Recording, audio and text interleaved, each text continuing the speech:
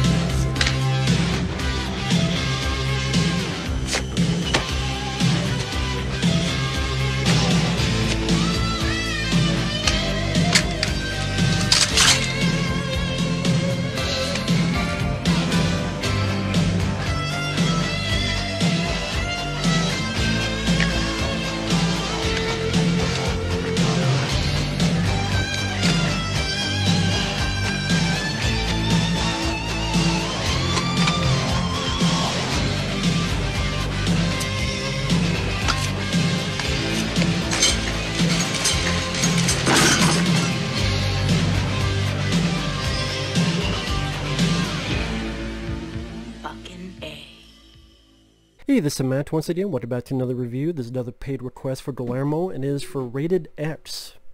Now, this came on 2000. It's directed by Emilio Estevez and stars Emilio and Charlie Sheen. And they stars the Mitchell brothers, who were these two guys who got into the porn industry and became very successful with films like Behind the Green Door with Marilyn Chambers, then Drug Addiction, which led to one brother shooting the other. Now, while the film feels a bit unfocused at times, some of the direction, like Emilio does this thing where this flashing white, distorted stuff, I thought was a little bit overused. Wasn't really my favorite piece of direction by Emilio. It works fine at the end finale of the film, but other parts, not so much. It was interesting to watch because I liked Emilio. Charlie Sheen, I don't know as a person. As a person, he seems like a piece of shit, but I do like him as an actor. The last time I saw these two together was Men at Work, which I love Men at Work. And what's weird about this, when you watch this film in today's standards, what I mean by that is, when you get to finale, spoilers for the finale, spoilers, and you have Charlie Sheen's character as one of the Mitchell brothers acting crazy because of drugs and not be able to get off of it and keep saying he'll get off of it, but he doesn't. Meanwhile, Emilio does get off it, his character, and then he keeps hearing about what Charlie's doing. He keeps hearing about what's going on. He keeps hearing about how this character Charlie plays is pulling guns on people and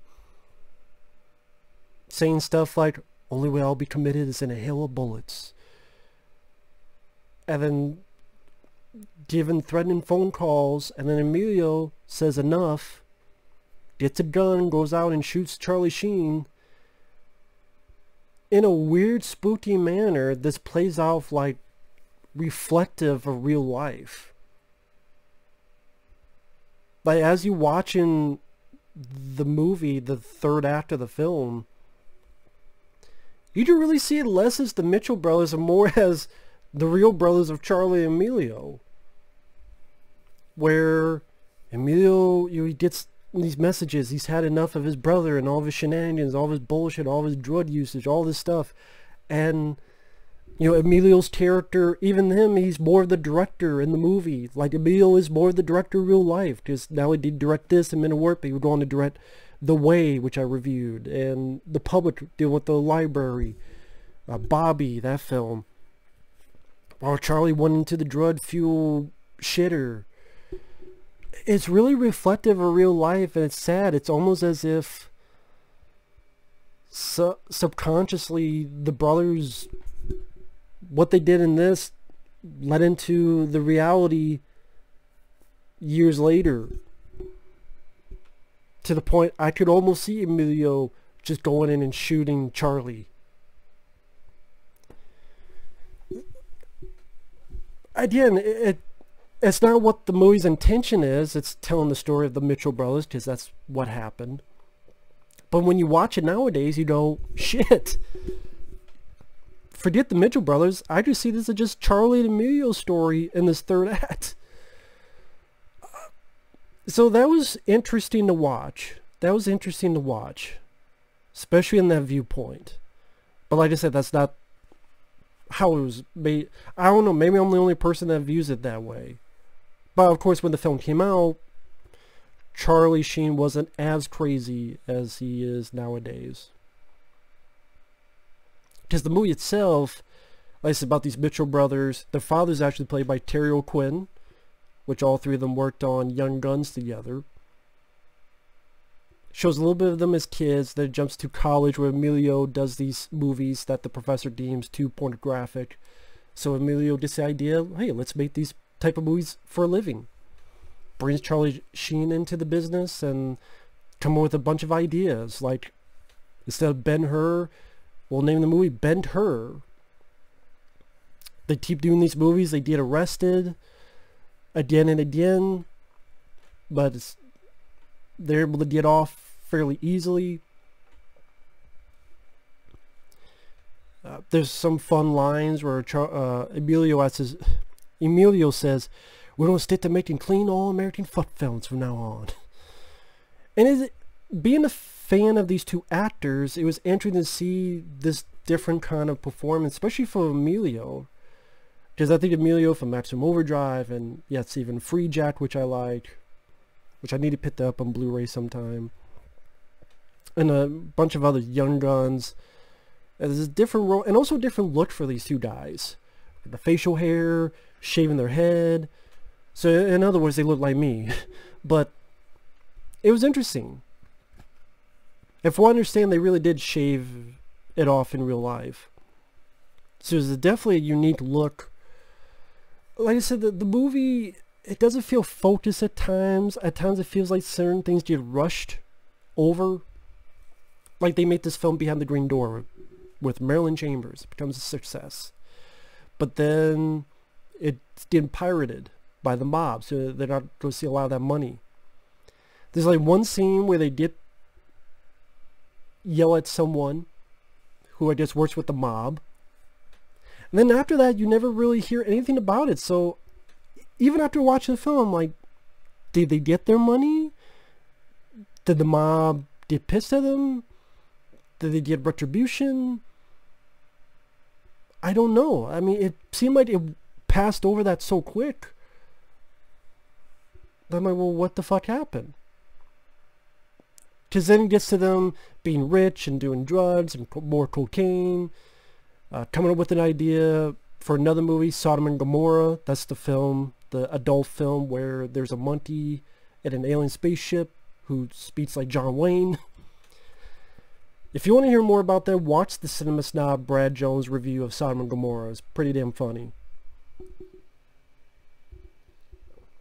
I actually wish they showed the scene where they were directing the monkey and make it sound like John Wayne in post-production, but they don't go that far. They just come up with the idea, and of course they came up with it because they were high on drugs. The cocaine.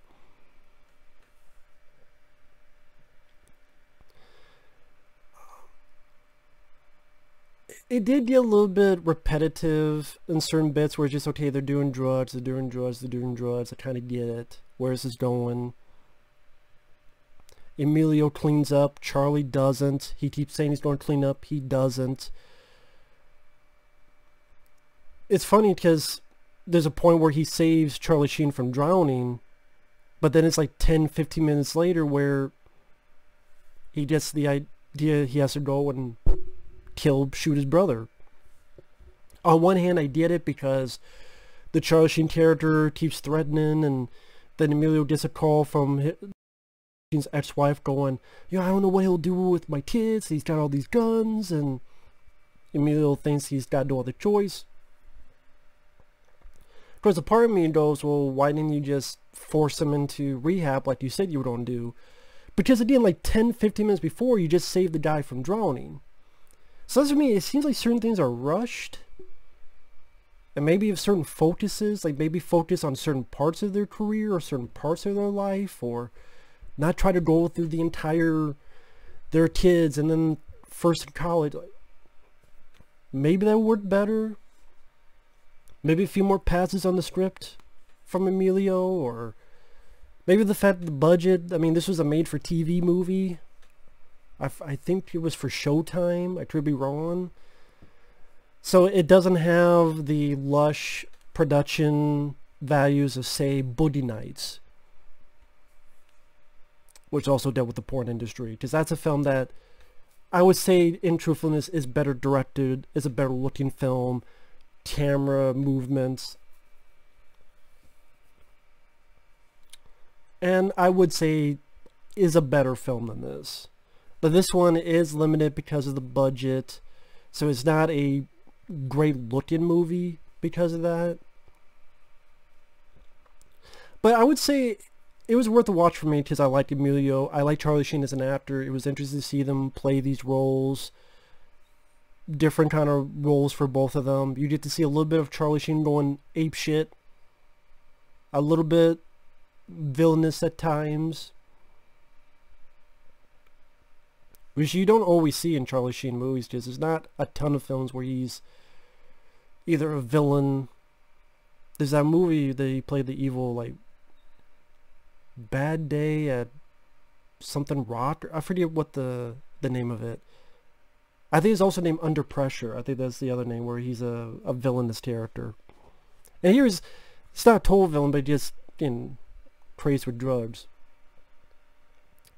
Sometimes the direction, I was fine with it in the finale, but in the first 2/3 of the film, where he does this like flashing white distortion effect with the direction that I thought was unneeded and kind of took me out of the film.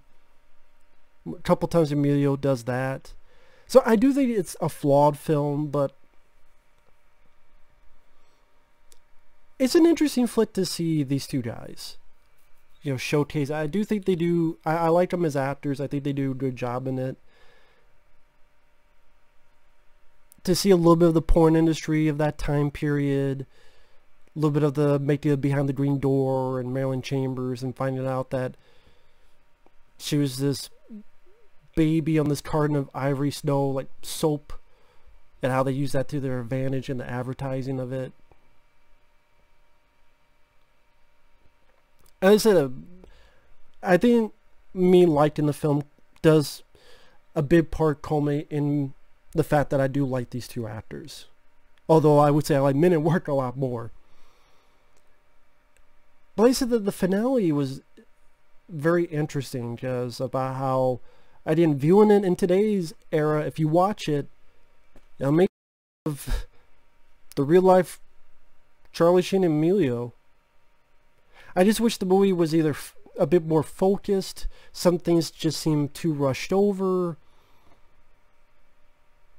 The look of the film, again, maybe because they had a budget for Showtime, so it's not, if you had the budget of, say, a Boogie Nights, so it could be a bit more lush or a bit more with the camera work, less of that flashing white distortion effect that he did a couple times.